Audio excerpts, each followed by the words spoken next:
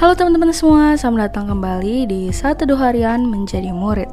Nah, kalau kita kemarin baru selesaiin kejadian 10, hari ini kita akan masuk ke kejadian 11, tapi kita akan bahas dari ayat 1 sampai 9-nya dulu nih teman-teman. Kita akan membahas Menara Babel. Nah, seperti biasa aku akan bacain dulu bacaan firman Tuhan kita untuk hari ini ya teman-teman. Kejadian 11 ayat 1 sampai 9. Adapun seluruh bumi, satu bahasanya dan satu logatnya. Maka berangkatlah mereka ke sebelah timur dan menjumpai tanah datar di tanah Sinear, lalu menetaplah mereka di sana. Mereka berkata seorang kepada yang lain, "Marilah kita membuat batu bata dan membakarnya baik-baik." Lalu batu itulah dipakai mereka sebagai batu dan tergala-gala sebagai tanah liat. Juga kata mereka, "Marilah kita dirikan bagi kita sebuah kota dengan sebuah menara yang puncaknya sampai ke langit, dan marilah kita cari nama supaya kita jangan terserak ke seluruh bumi." Lalu turunlah Tuhan untuk melihat kota dan menara yang didirikan oleh anak-anak manusia itu. Dan ia berfirman, "Mereka ini satu bangsa dengan satu bahasa untuk semuanya. Ini barulah permulaan usaha mereka. Mulai dari sekarang apapun juga yang mereka rencanakan, tidak ada yang tidak akan dapat terlaksana. Baiklah kita turun dan mengacau balaukan di sana bahasa mereka, sehingga mereka tidak mengerti lagi bahasa masing-masing." Demikianlah mereka diserahkan Tuhan dari situ ke seluruh bumi, dan mereka berhenti mendirikan kota itu.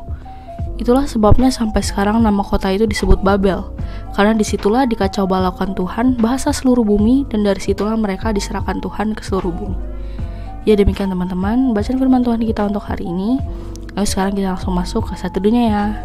Oke teman-teman, jadi di ayat 1, kata seluruh bumi di sini ini maksudnya penduduk dunia ya guys, bukan cuman penduduk tanah Sinear. Lalu di ayat kedua, saat mereka melakukan perjalanan, yaitu melakukan migrasi mulai dari Armenia yang berada di timur Kanaan, dan mereka melakukan perjalanan ke arah barat, mengikuti sungai Efrat di salah satu cabang atasnya. Kemudian mereka menemukan dataran yang sangat luas di negeri Sinear, itulah Babilonia teman-teman. Dan di ayat ketiga, saat itu rombongan yang bermigrasi itu pengen banget buat batu bata dan membakarnya nih. Batu bata itu biasanya dijemur, tapi karena ini dirancang untuk bikin menara dan pengen bisa tahan lama, maka batu bata itu dibakar di perapian gitu guys. Nah mereka ini ingin membangun sebuah kota dan sebuah menara yang puncaknya mencapai langit, macam gedung pencakar langit gitu guys. Nah sebuah kota itu dibentengi dengan tembok kota sebagai pertahanan untuk jaga-jaga atau untuk melawan in case ada kekerasan dari pihak lain teman-teman. Nah sebuah menara yang puncaknya sampai ke langit ini digunakan untuk menghindari atau melarikan diri dari banjir berkala, kayak contohnya air bah tadi. Nah Allah telah menyatakan diri untuk menggunakan bahasa kasih dengan menyelamatkan Nuh dan keluarga. Kini keturunan Nuh menggunakan bahasa kesombongan. Mereka bangkit menjangkau yang kuasa. Orang-orang saat itu hatinya cenderung membayangkan kemuliaan, popularitas, dan lalim teman-teman. Satu bentuk baru egoisme manusia adalah bikin nama sendiri dan membangun kota untuk mengatur kehidupan sendiri agar mereka tidak tersebar kemana-mana nih. Di sini terlihat ada ikatan sosial, ikatan kekerabatan, keinginan untuk keamanan pribadi, keinginan untuk mandiri, dan bahkan keinginan memiliki kekuasaan absolut yang hanya dimiliki oleh Tuhan nih. Lalu di ayat kelima, Tuhan turun, tapi tidak dalam bentuk yang terlihat. Kata turun ini dipakai sebagai bahasa komunikasi dengan manusia agar manusia mengerti tentang Allah yang berdaulat itu bertindak. Manusia bilang, "Mari kita bangun." Allah bilang, "Mari kita turun." Allah turun untuk mengalahkan pikiran jahat manusia, untuk melihat kota dan menara yang anak manusia, anak Adam, keturunan Kain yaitu Ham, bangun bersama pasukannya. Lalu di ayat ke-6, Tuhan memberikan resolusi ilahi mereka itu telah merencanakan untuk punya kedaulatan membangun kotanya, membangun menaranya dengan tujuan bisa mengatasi hukuman Tuhan. Dan mereka ingin membangun peradabannya sendiri dengan punya satu bahasa, satu ras, satu lidah teman-teman.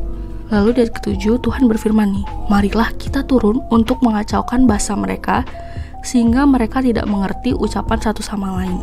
Lalu di ayat ke-8, jadi secara harfiah, Tuhan itu menyebarkan mereka ke luar negeri sebagai akibat dari kebingungan bahasa mereka nih. Nah saat mereka berpencar, rombongan berdasarkan bahasa yang sama, berkomunitas yang punya satu bahasa yang sama, bahasa yang hanya dimengerti oleh satu sama lain, mereka ini membangun kota. Dan di ayat 9, karena kebingungan itu, maka nama kota itu adalah Babel, dari kata dasar balal yang artinya menjadi membingungkan. Dari sanalah Tuhan mencerai beraikan manusia teman-teman. Ya demikian teman-teman firman Tuhan kita untuk hari ini. Sekarang seperti biasa aku mau kalian buat merefleksikan firman Tuhannya ya teman-teman. So guys, sekali lagi kita belajar nih. DNA rohani itu tidak menjamin keturunan mereka juga punya kesalehan seperti nenek moyangnya. Keturunan Nuh yang memiliki DNA rohani yang saleh tidak menjamin mereka menjadi saleh semua. Malah mereka jadi ingin membangun sebuah kota, membangun sebuah menara, mencari nama untuk diri mereka sendiri, dan mereka ingin membangun satu tatanan kehidupan sendiri, bukan tatanan kehidupan yang sudah diatur oleh Allah. Nah guys, dan karena itulah Allah akhirnya bertindak dengan mengacaukan bahasa mereka, dan akhirnya manusia itu pergi dalam komunitas yang sama, yaitu bahasa yang dimengerti, dan membangun kota kecil dan berkomunitas di sana.